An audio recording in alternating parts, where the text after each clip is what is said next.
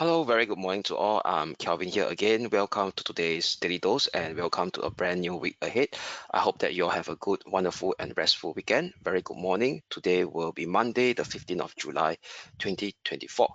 So before we jump straight into our Daily Dose of Market Insights for today, let's have a quick look at the disclaimer first. All right, leverage trading carries a high degree of risk and may not be suitable for everyone. This presentation is not an offer or solicitation to buy or sell, no financial advice or recommendation for any investment product,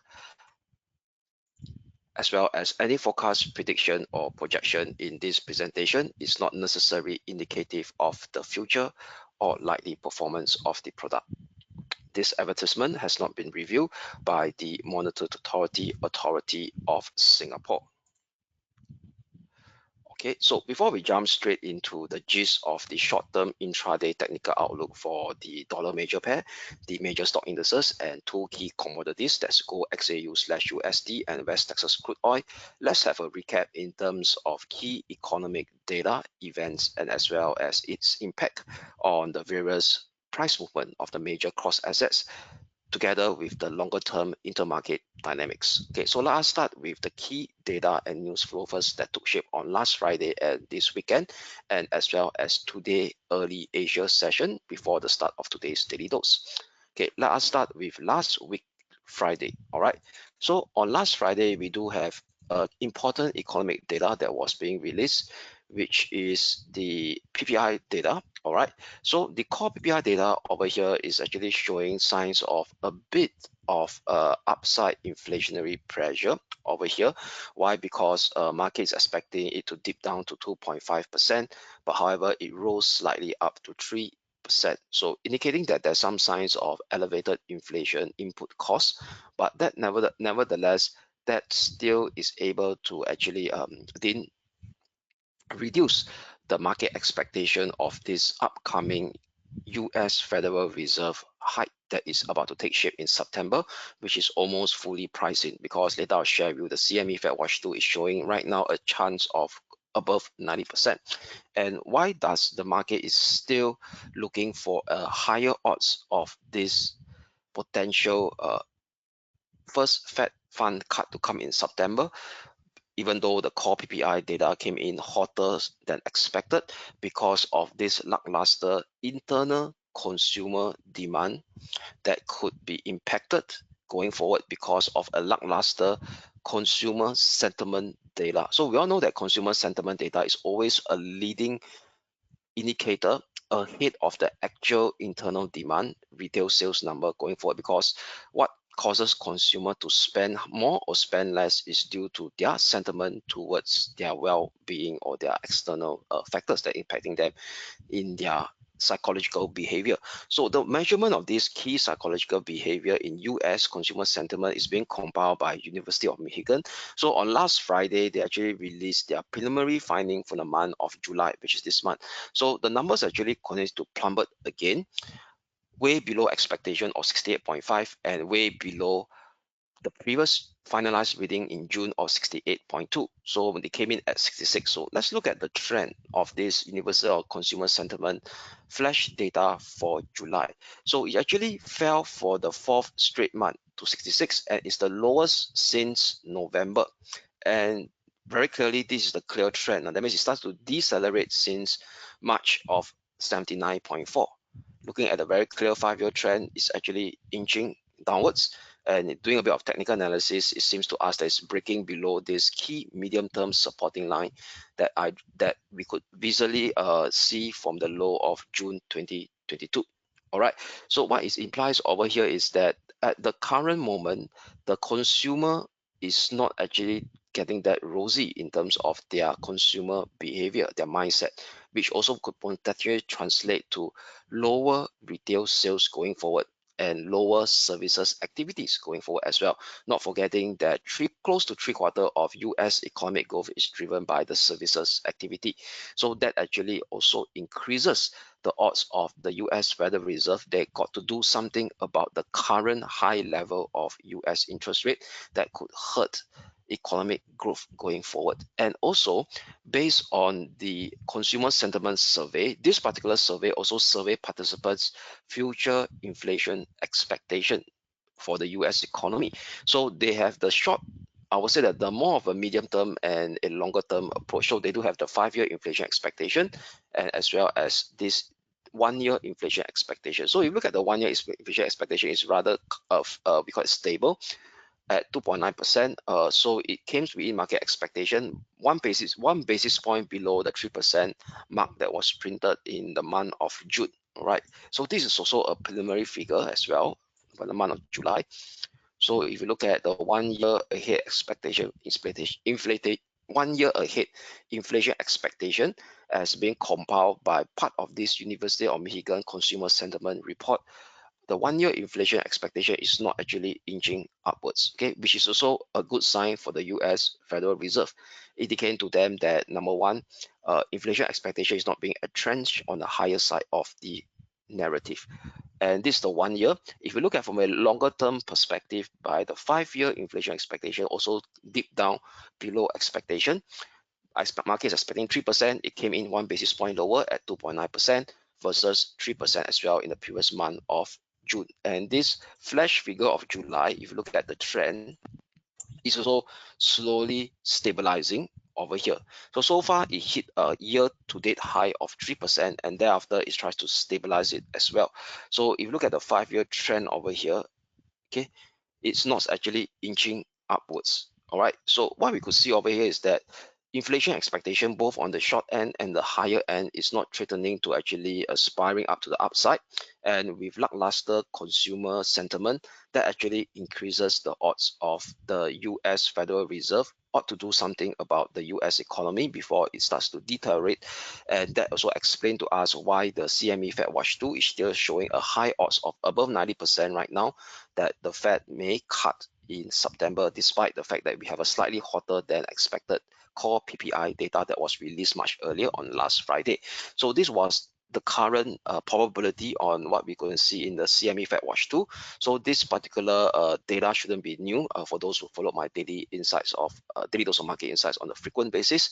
So we go to the aggregate meeting probability. So what we could see over here is for sure this July market is expecting no change or no cut or no hike for the Fed to maintain Fed funds rate to maintain at 5.25% to 5.5%. But however, if you move down the calendar on the 18th of September, very high chance of 97%, close to 100% that the Fed will move in the September meeting by cutting 25 basis point cut, all right, to bring it down to 5% to 5.2 to 5%. Then thereafter, increased odds of close to 90%. If you look at 53% of a 25 basis point cut to bring it down to 4.75% to 5.5%.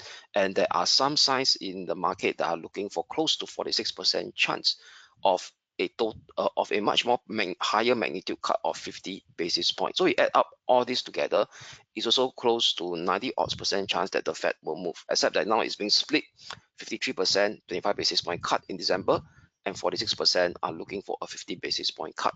So net overall, this particular Fed dovish, we call it a movement or maneuver, has already starts to be more or less being fully accepted by the market participants, at least 2 interest rate cut before 2024 ends. So the next big step over here is market is looking out for going forward in how will be the interest rate cut cycle look like, or the interest rate cut movement by the Fed look like in 2025. So if you look at the 2025 calendar so far, for after cutting 2 times in 2024 potentially, they will pause again in the start of the year. That means in January 29, 2025, 77% chance is looking at is to stamp at 4.5% to 4.75%. Then thereafter, they are looking for successively in fact 3 consecutive cut of 25 basis point each, one coming in 19th of March, then 2 consecutive, pardon me, 2 consecutive, 19th of March, then thereafter in April. Then from June and July, they expect it to stamp at 100%. That means, what market is now expecting is 4 interest rate cuts so far, 2 in 2024. Then in the first half of next year, another 2 in 2025. one in March and one in April. Then thereafter, you will see it standing pat, maintain it stable at 4% to 4.25% throughout June and July next year. So this is what's how the market is expecting. But do not forget, this particular movement, this Dow, of especially in 2025, could change upon the September expected first rate cut. Why? Because in September, the Fed will also release its latest dot plot. So what is this latest dot plot? It will actually showcase Federal Reserve officials' median projection of the Fed funds rate, the level of it. So by changing the level, it could actually imply to market how much they are expecting to cut or hike going forward in the short term to the medium term, and as well as their projection of US economic growth, unemployment rate, and as well as the all-important inflationary trend.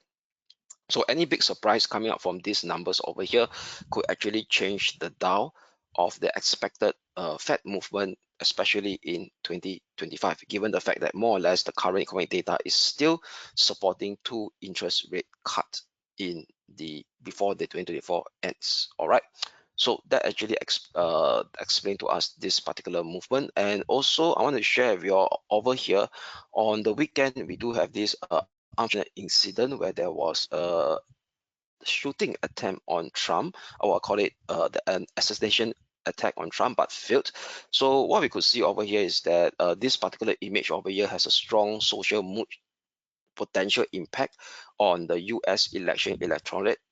Why? Because we know that at this moment in time, this ongoing US election is very divisive between the far right and the progressive over here. So the conservative is actually supporting Trump, and the progressive, we're talking about the progressive movement, is supporting the Democrats over here. So we're talking about the potential progressive, it could be the modern far left, some they claim in US. So given this assassination attempt on Trump, it actually stoked a lot of conservative emotion over here to actually further support Trump, and as well as those guys who are the middle ground to actually sway their votes to Trump. How do we know from there? Is by looking at the betting markets. So this particular betting markets over here, unfortunately we can't access it from Singapore website. They call it Predict It. All right, there's this Predict It website over here. All right, so at this moment in time, right, this particular batters, right, from Predict It is now looking at a chance of 67%. Okay, after the assassination attempt, it was stabilized at still above 50% to 58 to 60% after that first debate between Trump and Biden, where we know that Trump actually performed way better than Biden as he fumbled through his speeches. And because of this failed attempt on Trump, it actually jumped up from 60% plus points to 67% chance. Means bettors are now placing a high odds that Trump may win the US president election in November. And how does it impact the market from a market perspective? So over here, what we could see over here is that Trump itself is looking to revive Trumponomics. So we talk about Trumponomics 2.0. So what is Trumponomics? So Trumponomics is very, very steep tax cuts. So the steeper tax cuts, you could actually widen the US budget deficit. So by having a wider US budget deficit, longer term US Treasury yields got to face a further upside pressure. So with a longer term US Treasury yield facing upside pressure against the rest of the world, provided that the rest of the world central banks didn't actually may continue to hike interest rate, given the fact that right now we are now looking more of a interest rate cut cycle rather than a hike cycle at the start. So that could potentially pressure the US dollar on the upside, given the return of the longer term US Treasury yield premium going forward from a longer term basis. And do not forget, Trump itself also advocate for all out 60% increase in tariffs on Chinese related goods, and as well as a 10% increase in tariffs for all other goods coming into the US to actually pay for that budget deficit that's going to be widened due to Trump's preference choice of having much more tax cuts both on the corporate side and as well as the consumer side of things. So net overall, it also could impact a stronger US dollar as well. So that could actually explain to us why at the start of today's Asia session, we do see the uptick in the US dollar strength. And don't forget, on last Friday, I did mention that on Thursday itself, the dollar weakness is a bit overstretched, and potentially there could be due for a dollar strength counter trend rally, at least on the short term basis, on the intraday basis. We talk about 1 day or 2 days. And also just in time, this Trump failed attempt news flow actually stopped that potential dollar strength revival coming back into the picture, at least on the intraday basis. And also not forgetting over here is that we do have also a very weak China data that is out today as well. Okay, so over here, let's take a look at the calendar. Okay, where is it? This was last Friday. Yep.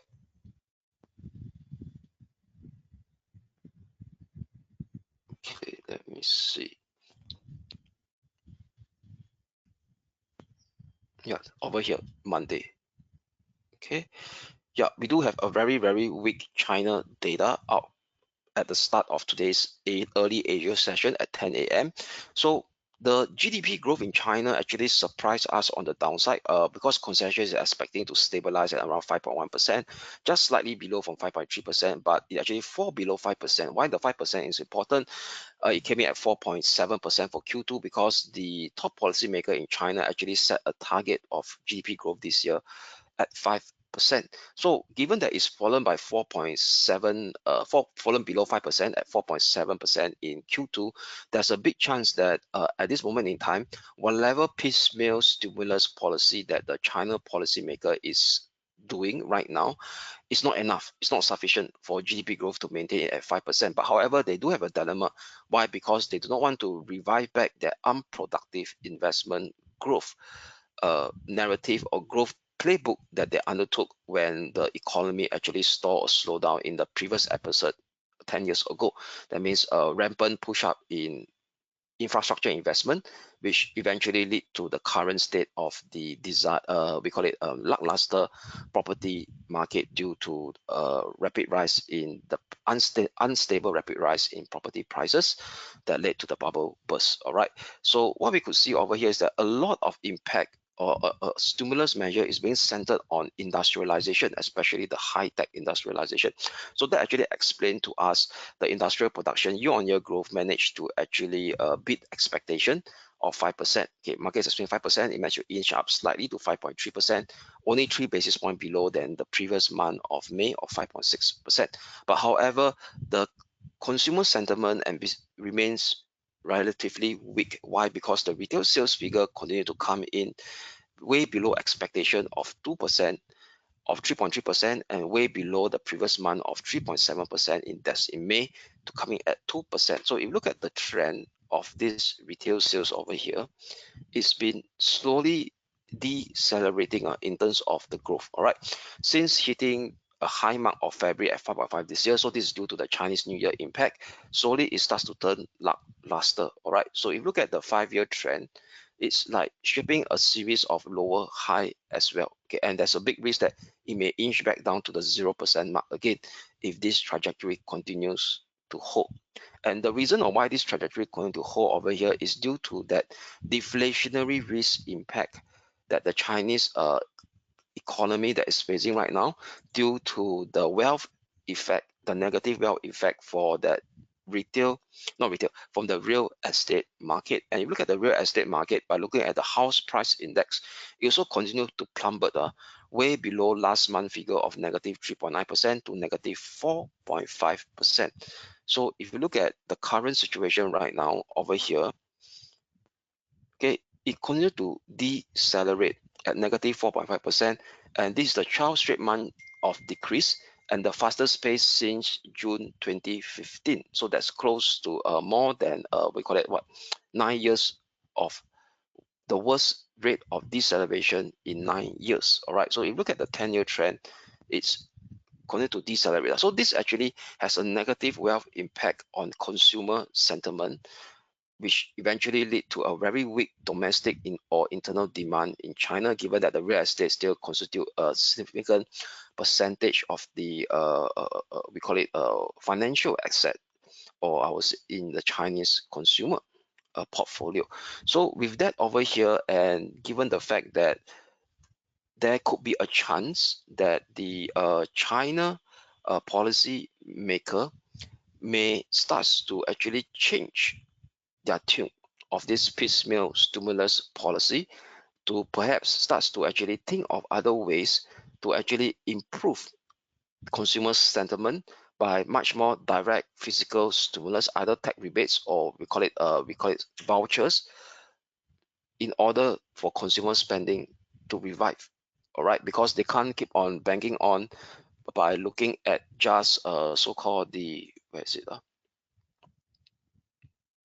by just focusing on industrial production.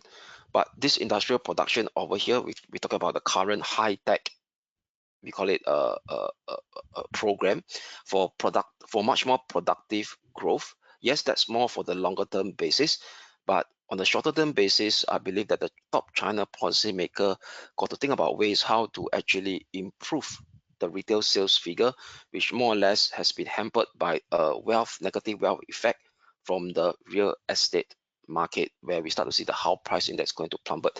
So perhaps some form of stimulus plan to actually buy up unsold homes figure, but they got to do it a very delicate basis. Why? Because they do not want to actually create another stock bubble again or another form of unproductive investment. So more about this will be released this week. Why? Because this week we have this third they call it the important economic meeting called the third platinum over here. All right, so this third we call it we call it economic plenum, which going to run from 15th of July all the way up to the 17th of July. So definitely for sure we only got to see it coming, the impact over here only come towards the end of the week, or around 16 to 17 of July, as reported by the local press. All right, because this is still a kind of a closed door event. Okay, so later I'll share more about the key technical outlook on the Hang Seng Index, or how does this particular event could have impact the short-term sentiment on the Hang Seng Index.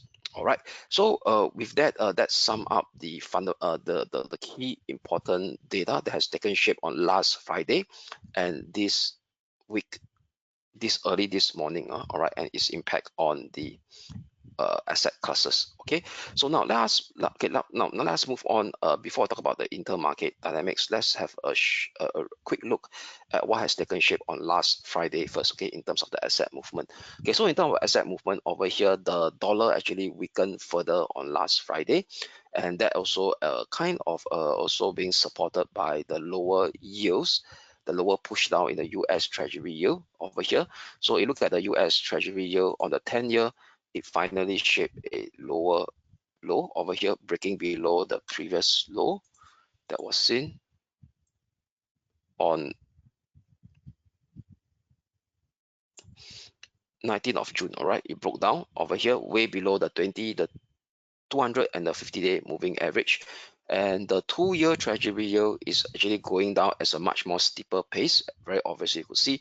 So given that the 2-year is dropping at a faster pace than the 10-year, so that actually created that bull steepening on the US Treasury yield curve. So what is bull steepening? The bull steepening over here just basically getting the 10-year US Treasury yield minus the 2-year Treasury yield, which is inching upwards. And this inching upwards, or the steepening of the difference between the 10-year and the 2-year Treasury yield, is due to the fact that the 2-year is dropping at a faster pace than the 10-year. So the treasury market right now is pricing in a much more aggressive dovish Fed policy going forward. So with a much more dovish Fed policy going forward, is actually positive for equity, especially for equity that are more value oriented factor. Okay, later I'll talk more about the intermarket movement. So based on this value factor, we know that the value factor has been the laggard behind since the start of this year. Why? Because at this point, since the start of this year, the one that's leading to the fort is the mega cap technology stocks. So on last Friday, what we could see is that the laggard actually outperformed. All of them closed in positive territory. So the laggard, the Dow Jones Industrial Average up by 0.6%, the Russell 2000 up by 1%, and the Nasdaq up by 0.59%, almost the same magnitude as the SPX up 0.55%, which actually lag behind the Dow Jones and the Russell. So bear in mind that on Thursday, we do see a 1% plus sell-off on the S&P and the Nasdaq 100. Still recall that I shared about this particular sell-off is not the prelude to a 20% corrective move yet, because market breadth on the S&P and the Nasdaq still remains healthy. All right. So for now, okay, that's more on the key economic data and how does it impact on the cross asset classes. So now with that, let us now jump straight into the intermarket dynamics. All right. So on the intermarket dynamics, I want to touch on this particular Trump Trump team play over here. So this particular increase in the betting odds of Trump returning to office again managed to actually stoke a bit of dollar strength resurgence on the intraday basis. How do we know that? By looking at the 5-day rolling performance chart of the dollar against the major pair. So we could see over here is that it previously it continues to tumble down over here, and right now at the start of today's Asia session we see an uptick in dollar strength. So the dollar right now is the strongest against the Kiwi, followed by the CAD, and thirdly is the CNH. Because that is primarily due to the trade war that Trump may start to enact targeting China, and followed by the dollar Swiss. And what we could see over here is that the dollar cable and the dollar Japanese yen continues to not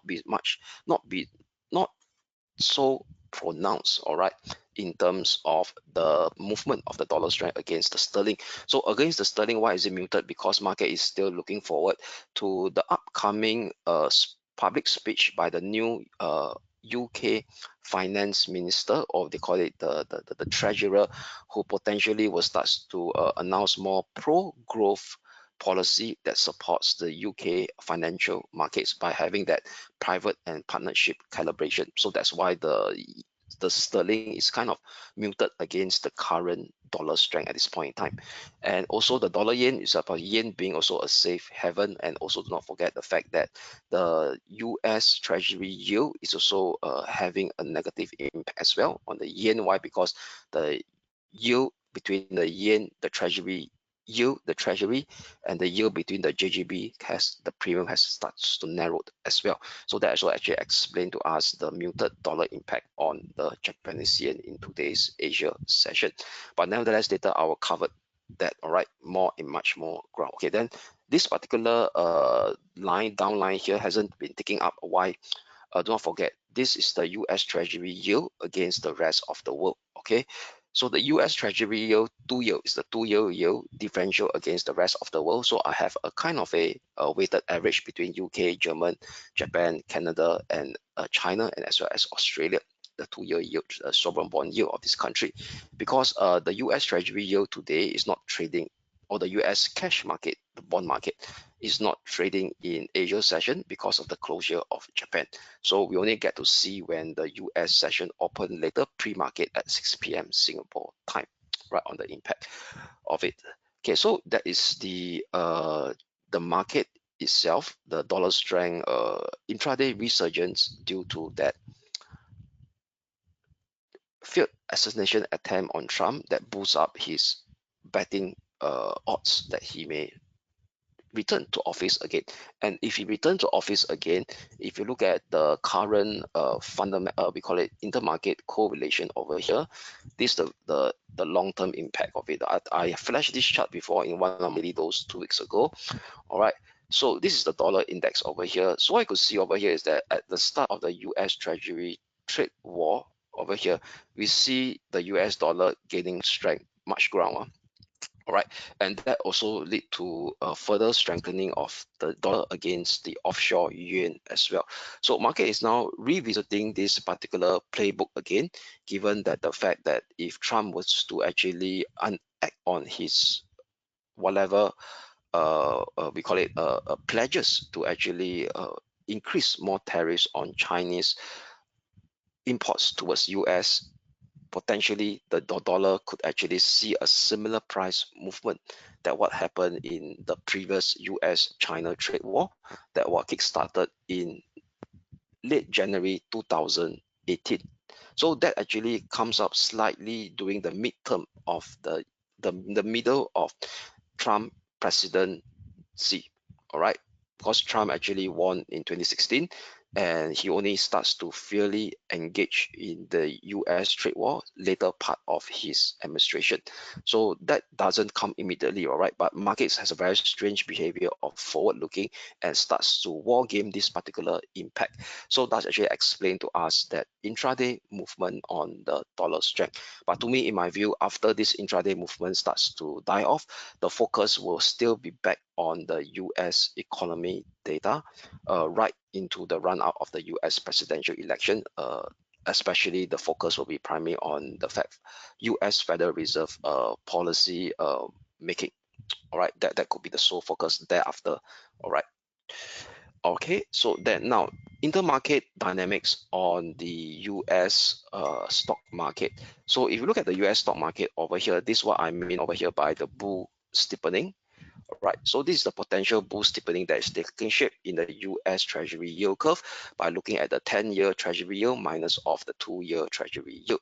So this bull steepening phase over here is being led by the 2-year dropping at a faster rate than the 10-year, which I flashed out earlier. And if you start to see a breakout of this key resistance at negative 0.8%, previously there was this fear of a yield curve inversion that lead to the potential prelude of a hard landing in the US economy, which is recession.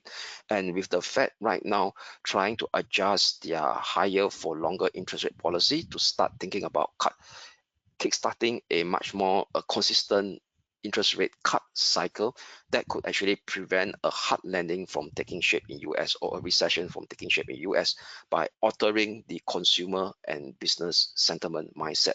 So if this bull steepening continues to steepen over here, and that could actually be reinforced by the break of this key resistance at negative 0.8%.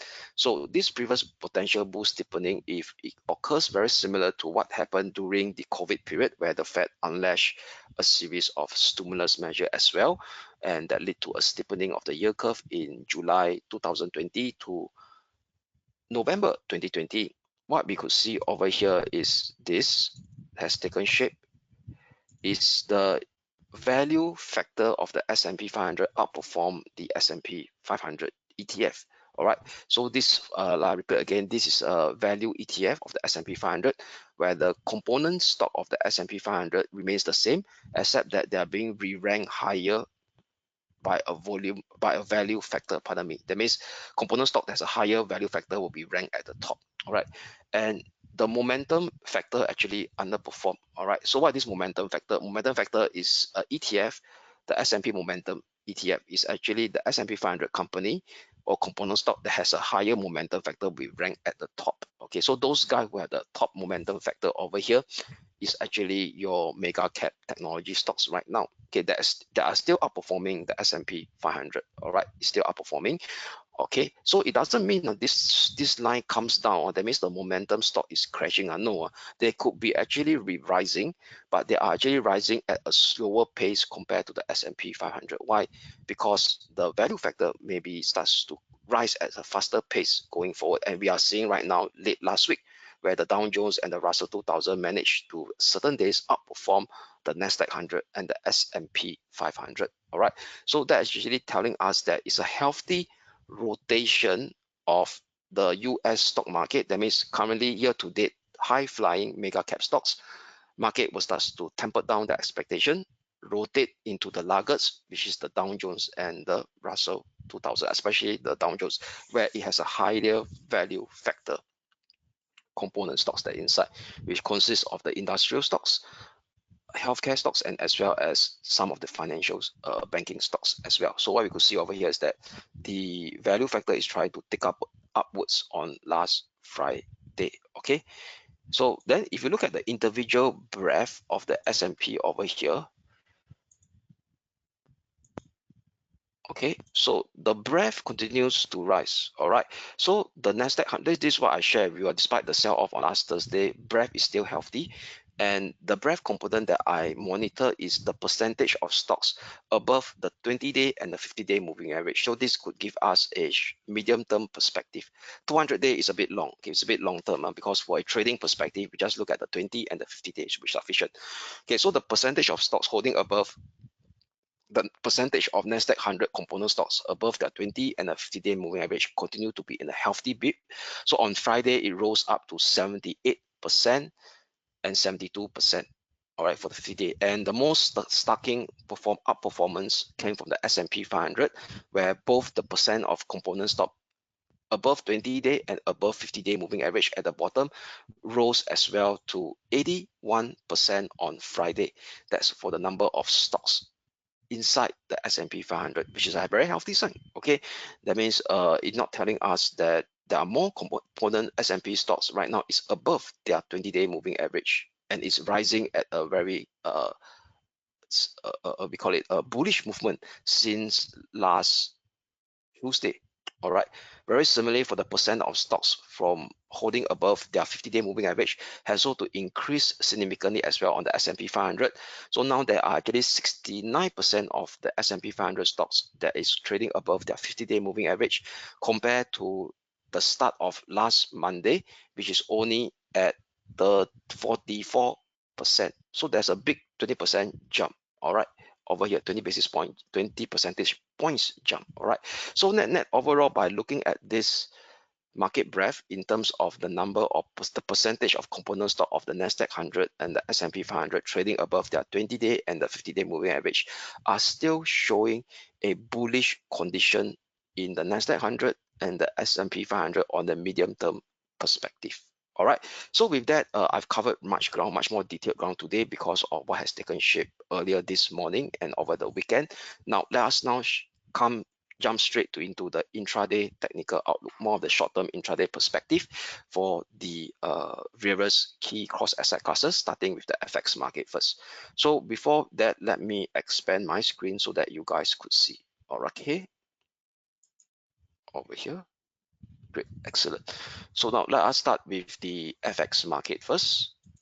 Okay, so starting with the euro dollar. Okay, still remember that the euro dollar, we do have a resistance that we highlighted on last Friday, which is at 1.09, 1.0925, hit the resistance level, which is the top of this minor ascending channel that I drew from the low of 26th of June. And right now, what we could see is we have a very clear bearish divergence that has took shape on last Friday, indicating to us that this movement, this minor uptrend that has taken shape since the low of 26th of June, potentially could have reached a inflection level where the bulls got to actually potentially retrace some of their partial up move. All right, so we call it a potential counter trend movement that could be taking shape from a technical analysis perspective. And also it managed to come close to the 0.618 Fibo extension level as well that are taken from the low of 26th of June, indicating to us there could be a 5-wave movement up as well over here. Potential 1, 2, 3, 4, 5, a 5-wave movement. So in terms of the Elliott wave perspective, so that is form of part of the technical analysis short-term intraday setup that I share with you all. After a potential 5-wave up with a bearish divergence on the hourly RSI, this is where we start to see a corrective down move that may take shape over here. So this is why I call a potential counter trend bearish setup as well on the short-term intraday basis. I have to stress why, because this is the hourly chart that I'm looking at over here. So with that, as long as 1.0925 short-term pivotal support resistance holds, pardon me, for today, we'll still maintain that short-term intraday bearish outlook on this euro dollar, with a very short-term first support level to watch coming in at this last Friday minor swing low during the start of the US session at 1.087. A breakdown below 1.87 potentially could revisit the next near-term support level for today on the intraday basis at 1.084, followed by 1.0805. Okay, over here, this two zone, which is also close to the 200-day moving average, the 50-day moving average, which all coincide with the lower limit of this minor ascending channel. However, an hourly close above 1.025 will invalidate today's intraday bearish bias to see a further potential squeeze up on the euro dollar to kind of expose the next near-term resistance level at 1.0945, followed by 1.0960. All right, that's for the euro dollar. So on the sterling dollar, it managed to actually surpass our expectation on last Friday, broke above the 1.2930 short-term pivotal resistance level, and squeezed all the way up to the upper limit of this channel here at 130, which is correspond to the psychological level, and 1.3010, which is the one-time Fibo extension for a potential extended wave 5 target. Okay, 1, 2, 3, 4, 5. All right. So upon hitting this 1.30/3010 graphical resistance level and coinciding with the one-time Fibo extension level, the hourly RSI has also flashed out a bearish divergence as well, indicating to us that this could be a terminal point for a potential start of a corrective retracement for that minor counter trend bearish move to unfold potentially. All right, so with that, we have a 1.30/1.3010 short-term pivotal resistance for today. Bearish short-term intraday bearish bias for that potential counter trend. We call it mean reversion or pullback or corrective setback to unfold. First support level to watch will be at 1.2930/1.29 figure level over here, which is also close to that former long-term circular descending trend line that has been taken out on last Friday that I drew from the high of 2nd of June 2014. However, if we start to see a breakdown below 1.29 figure level, then last Friday push-up seems to be a failure breakout on the upside. It will start to expose the next near-term support level at 1.2845. So as 1.2845, former minus swing high of 8th of July. And if you do the Fibo retracement of this entire current movement up from 27th of June, which is the 5-wave up, it also corresponds to the not golden ratio, the 38.2% Fibo retracement level as well at 1.2845. Okay, so however, if we start to see hourly close above 130.10 short-term pivotal resistance, that could invalidate today's intraday bearish bias for that minor corrective counter trend setback scenario or pullback scenario to take shape, to see a further impulsive up move to test the next near-term resistance in first step at 130.40/130.65, followed by 131 figure/131.55 next on the sterling dollar. Now moving on will be the Asia Pacific currency against the dollar pair, starting with the Aussie dollar. So the Aussie dollar, no change. It managed to be trading below the 68 figure level, short-term pivotal resistance that we highlighted on last Friday. But however, it hit the first support level and failed to break down and managed to stage a rebound throughout the US session on last Friday. So still no change. These are the two key levels to watch over here. 68 figure level, short-term pivotal resistance. As long as this level is not breakout, there could be still a risk of a short-term counter trend push down scenario or counter trend setback scenario to unfold, to come down to the bottom of this minor ascending channel support. A breakdown below 67.50 may see the next near-term support coming in at 67.20/67 figure, which close to this rising 20-day moving average, and as well as the lower limit of this minor ascending channel that I drew from 28th of June. All right. Then after hitting below this level, there could be a new round of bullish momentum coming back into the Aussie dollar. But however, if today it managed to pierce up above 68 figure level, that means hourly close above the 68 short-term pivotal resistance level, that will invalidate today's intraday bearish bias. So forget about that minor counter trend setback or corrective decline pullback scenario. Instead, the price action will continue its impulsive up move to expose the next near-term resistance at 68.25/68.40. Above it, see 68.70 next. So that's for the Australia dollar. Moving on will be the dollar yen. So the dollar yen continues to trade sideways on Friday. So yes, it plummeted on Friday, but managed to actually form support at our short-term pivotal support that we highlighted, 157.45. So this 157.45 over here, it's still managed to hold that 20-day move, not today, the 50-day moving average. All right, over here. So if you look at the hourly RSI, it starts to flash out a bullish divergence as well. Okay, at this point in time. So with this bullish divergence that's being flashed out, as long as 157.45 short-term pivotal support holds, we will still maintain that short-term intraday bullish bias for that potential counter trend mean reversion rebound on a short-term intraday basis to take hold. That could still be a possibility, but with a lower resistance level to watch right now will be at 159.45. Above it, so 159.45 was last Friday Asia session high. Above it may potentially see this 160.30 next. Okay, in fact, not 160, it's a zone over here. Okay, let me highlight that zone.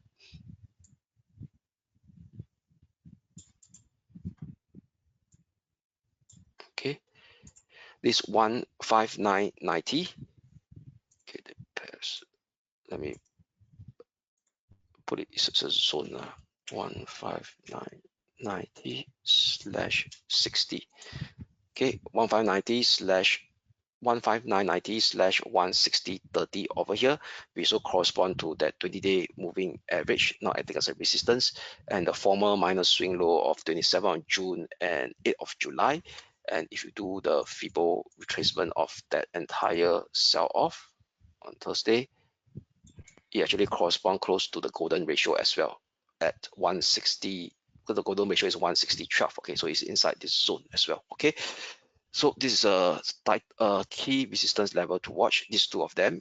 If that potential counter trend mean reversion short-term intraday rebound can take shape, all right, okay, may take shape, all right. However, if it starts to break down below 157.45, this is where the bearish bias resume. It will invalidate the potential counter trend mean reversion rebound scenario that we have initially for the impulsive down move to resume this downtrend, the short-term downtrend that could start to unfold in the dollar yen. Next near-term support level to watch will be 156.65, followed by 156 figure level, which is the minor congestion area of 13th of June, and as well as the minor swing low of 13th of June over here. All right, we could see previously. That's for the FX market in terms of the intraday technical outlook. So now moving on will be the major stock indices, starting with the Hong Kong 33 first. All right, over here. So the Hong Kong 33 over here is that, still recall that previously, okay, initially at the start of this morning, I wanted to have a bearish bias.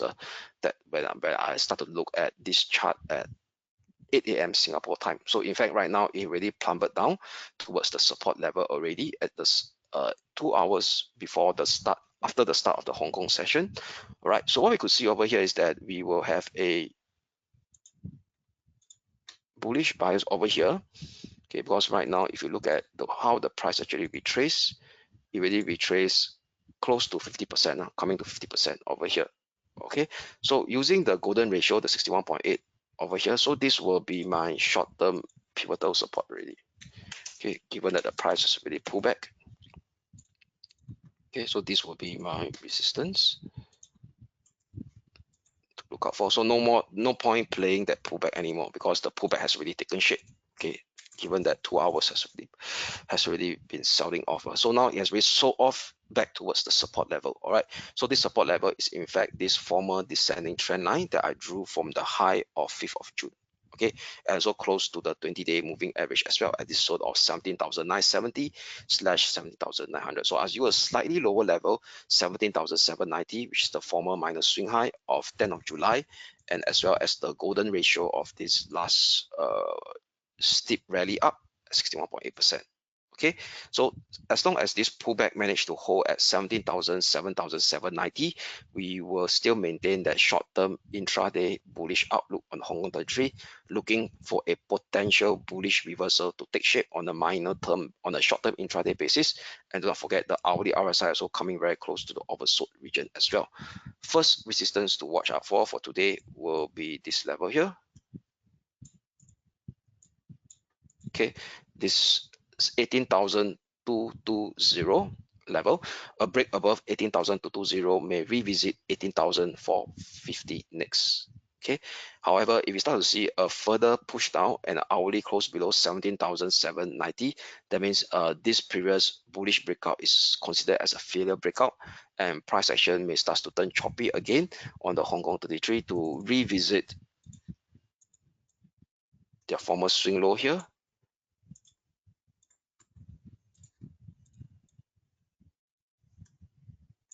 okay, of 17,430/17,360 nicks, this level over here. Okay, so this is the former minor swing low of last Tuesday and last Wednesday. Okay, so that's for the Hong Kong 33. Now, moving on, next will be the German 30, the German DAX. So the German DAX on last Friday managed to hit the 18,750 resistance level. We flipped to a short-term intraday bullish bias, given that it's trading in a very complex expanding wedge configuration since the low of 14th of June.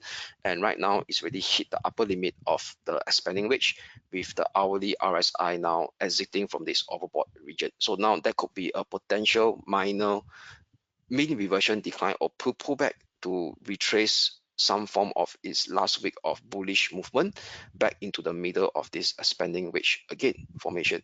So with that, we'll be using 18,840 as my short-term pivotal resistance level. We also confluence with a bunch of Fibo extension level, and as well as the minor swing high of 28th of May. So as long as 18,840 short-term pivotal resistance holds for today, we'll flip to a short-term intraday bearish bias for a potential mean reversion minor counter trend setback scenario that may unfold. First support level to watch will be at 18,630. A breakdown below it exposes 18,500/18,450, which will correspond to the 50-day moving average acting as a resistance as well. Minor congestion area of 11th of July, and as well as the Fibo retracement of this push up from last Wednesday, all the way up to last Friday, is actually the golden ratio and the 50. Okay, let me do a proper retracement again.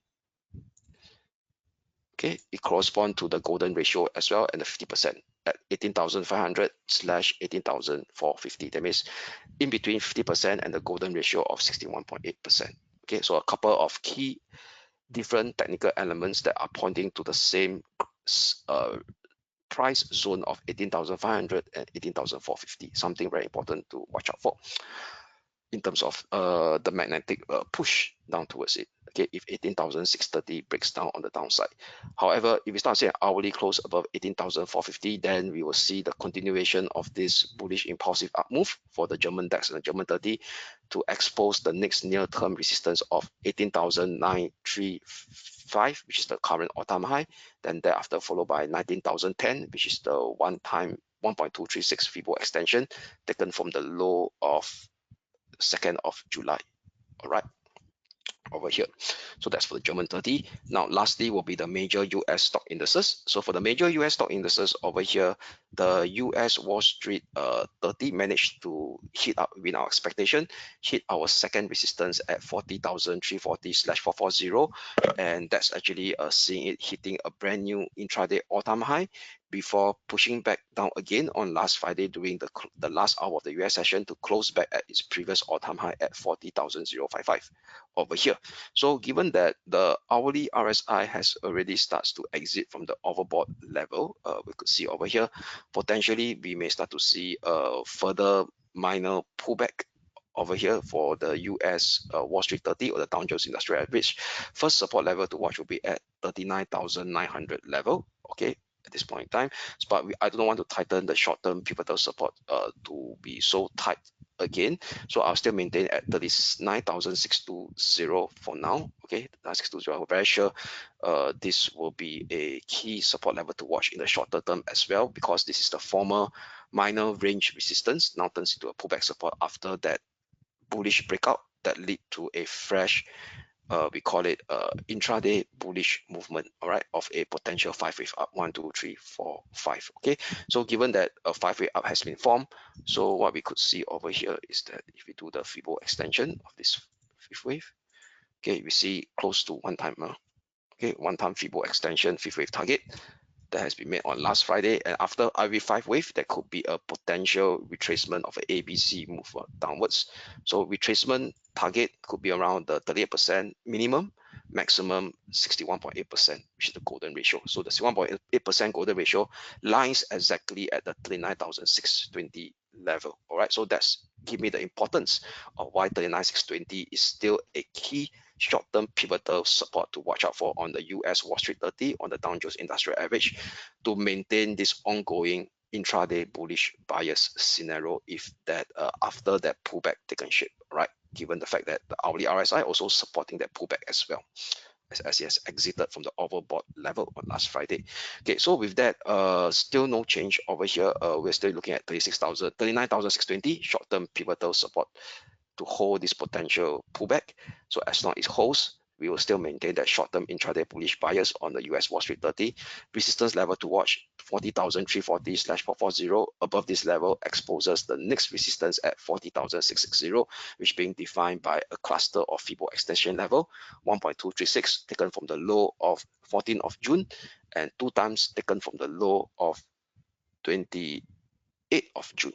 All right. Only an hourly close below 39,620 will invalidate today's intraday bearish bias to see a much more deeper corrective setback or decline scenario to expose the next near-term support level at 39,320, 39,190, which confluence with the rising 20 and the 50-day moving average as well. US Wall Street 30 is being done. Now moving on will be the Nasdaq 100. So the Nasdaq 100 continues to bounce as expected over here, which is the lower limit of the minor ascending channel that I drew from 31st of May, and as well as the first support level that we highlighted on last Friday, which is at 20,210 level. Okay, then upon hitting the first resistance, then thereafter it did that setback on last Friday. And bear in mind that this Nasdaq 100 is lagging behind the Dow Jones Industrial Average. Why? It also can be seen by the hourly RSI. The hourly RSI hasn't hit the overbought level yet. So with that, no change. Still using 20,060 level as my short-term pivotal support, also correspond to the rising 20-day moving average. So as long as 20,060 short-term pivotal support holds, still maintain that short-term intraday bullish bias on the US Nasdaq 100. First resistance to watch will be currently at the all-time high area of 20,620/20,710, followed by 20,900 next. Only an hourly close below 20,060 short-term pivotal support will invalidate today's intraday bullish bias to kickstart a much more deeper corrective pullback or decline scenario to expose the next near-term support at 19,600, 19,660, followed by 19,520 next. Then now that's for the intraday technical outlook on the major stock indices. Now let us move on to the commodities, starting with gold. Right. So for gold, last Friday we do have a bearish bias, very short-term intraday, hitting the support zone of 2,391/2,383, which indeed it hit and it bounced. All right, and right now the hourly RSI has already started to turn positive. Still recall that it already woke up from its overbought region, hitting a support level, which is a minor ascending trendline support over here, and bouncing up from the 50 level mark, shaping a higher low. So net overall right now, what we could see is that short-term intraday bullish momentum has resumed back into the gold XAU/USD, and with that we will now flip back to a bullish bias, indicating to us that the current technical elements indicating that the minor pullback that has taken shape on last Friday more or less ended, as long as 2,391/2,383 short-term pivotal support holds for today. Flip to a bullish but intraday bullish bias on gold. Next resistance to watch out for in short term 2,425, followed by 2,035, 2,450 next. If 2,035 is being taken out, and 2,450 is the current all-time high level that's being met previously in the month of 20th of in the day of 20th of May this year.